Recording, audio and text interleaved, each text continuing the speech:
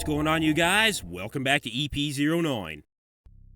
So we're going to start this video off with a correction today, actually. If you guys caught my video yesterday, I was informed by a subscriber in the comments section of that video that the guest posing that I posted of Samson Dauda at the Dallas Pro-Am was actually from 11 weeks ago and not at 10 weeks out. So I just wanted to clear that up. This image here from Samson is actually from 10 weeks out. But with that being said, I will maintain that I think Samson has carried a level of conditioning throughout the year that will allow him to gradually reduce his body fat over the course of his prep a little bit better as compared to last year's Olympia prep. And Samson did post that guest posing within the last day or so and didn't post the date that it took place. But anyway, thank you for pointing that out, you guys. I just wanted to clear that up. Now, in this actual picture at 10 weeks out, we're already seeing the separation in the quads, the striations in the chest, but you know, a lot of you guys seem to be worried about Samson's midsection going into the Olympia. And it's true, without having that streamlined midsection, that Olympia title will elude any competitor on that stage.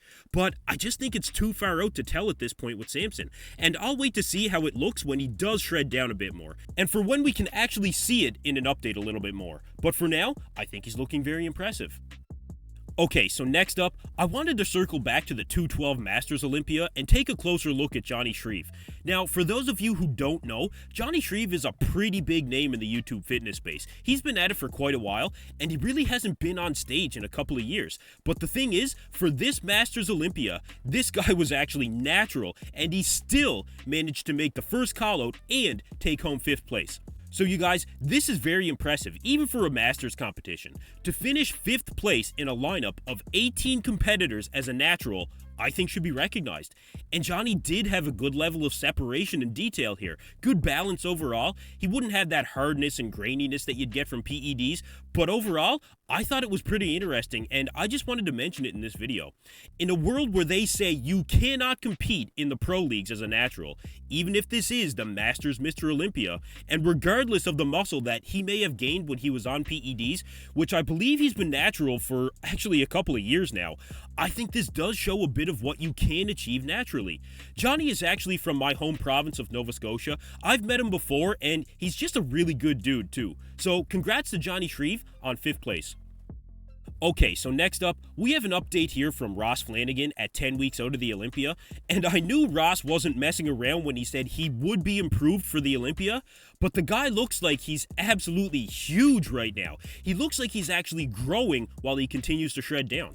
The arms were definitely one body part that Ross needed to really bring up to get that overall balance to his physique, and they do look bigger from what we can see here. Actually, overall, I would say Ross has gained some size, but his overall balance from top to bottom really does look improved. There's actually a fair few Olympia debuts happening this year. You've got Ross, Brett Wilkin, Justin Shire, Phil Clayhar, and I think Ross is on track to really make a statement that he's the real deal. So these Olympia updates are really starting to get exciting, you guys. We'll see how Ross continues to progress as we get closer to the Olympia. Okay, so next up, Rubiel Mosquera AKA Neckzilla is continuing his journey to earn his IFBB Pro League card, and he definitely looks like he's leaning out at this point, so he may be targeting a competition to get that pro card sooner than later. Rubiel is so densely packed with thick, round muscle that he really could be a dangerous competitor in the IFBB Pro League. He does need to keep that midsection in check, but his overall width across the shoulders and his massive quads can really give him the illusion of a smaller waistline. Overall, he's looking very impressive right now, and we could be watching a rising star in the making in the very early stages of his bodybuilding career. So I'll let you guys know when Rubiel announces which show he'll be competing in, but by the looks of this, it could be sooner than later. Okay, so last up today, Shouming Yan dropped an update at 2 weeks out of the Italy Pro, and this is a guy that nobody has been talking about leading up to the Italy Pro. I haven't seen anyone mention him to be in the mix for that top 3. But you know what? I've been talking about him for quite a bit now, and I've been saying it for weeks. If Shouming Yan shows up and he is peeled out of his mind, he is going to do some damage at this show. Now, I will say that he does still have some work to do in the conditioning department. I would have liked to see more detail in the quads at this point, more striations through the chest for sure, and his back was one area that he really needed to bring up, and we haven't really seen any updates from the back. So from what we can see here, the bottom line is, if he wants to contend with the likes of Regan Grimes, Nathan Diasha, Good Vito, and Blessing Iwodebu, he's got to be absolutely shredded, because we know those guys will definitely be shredded on show day.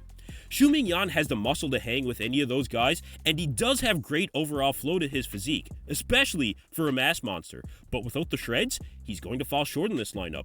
Now, he is a shorter competitor as well, so he may get lost in the mix because of that, but for Shouming Yan, time is definitely running out, and we'll see if he can make any drastic changes over the next 2 weeks. Anyway, that's it for me in this video, you guys. Thank you for tuning in to EP09. Be sure to like and subscribe.